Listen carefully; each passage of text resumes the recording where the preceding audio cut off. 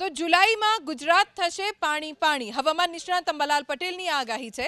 અંબાલાલ પટેલ અનુસાર ગુજરાતમાં આખા જુલાઈ મહિનામાં વરસાદી માહોલ રહેશે। બંગાળની ખાડીમાં ડિપ્રેશન બનશે, જેની અસરથી 8 થી 14 જુલાઈ દરમિયાન રાજ્યભરમાં વરસાદ વરસશે। તો 15 જુલાઈએ પણ બંગાળની ખાડીમાં વધુ એક સિસ્ટમ બનશે, જેને લઈ ગુજરાતમાં વરસાદ પડશે।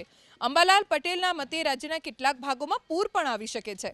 તો રથયાત્રાના દિવસે અમદાવાદ અને ગાંધીનગરમાં હળવો વરસાદ પડી શકે છે।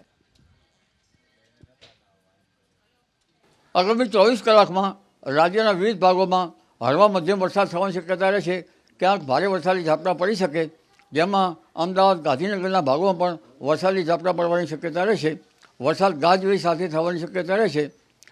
તારીખ 7મી સુધીમાં દક્ષિણ ગુજરાતના ભાગો, મધ્ય ગુજરાતના ભાગોમાં વરસાદનું પ્રમાણ થોડુંક વધી શકે, પરંતુ મધ્ય ગુજરાતના થોડાક ઉપરના ભાગોમાં અને ઉત્તર ગુજરાતના ભાગોમાં રથયાત્રાના દિવસે છાંટા પડવાની શક્યતા રહે અને પવનનો જોર રહી શકે।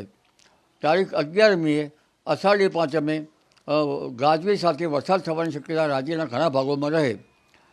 બંગાળના ઉપસાગરમાં તારીખ 7-8માં એક હવાનું હળવું દબાણ ઊભું થતાં તેની અસર છેક ઓડિશાના માર્ગે થઈને છેક મધ્યપ્રદેશના ગુજરાતના ભાગોમાં આવતા અને અરબ સાગરનો ભેજ મર્જ થતાં તારીખ 14 સુધીમાં રાજ્યના ભાગોમાં ઘણા ભાગમાં સારો વરસાદ થઈ શકે।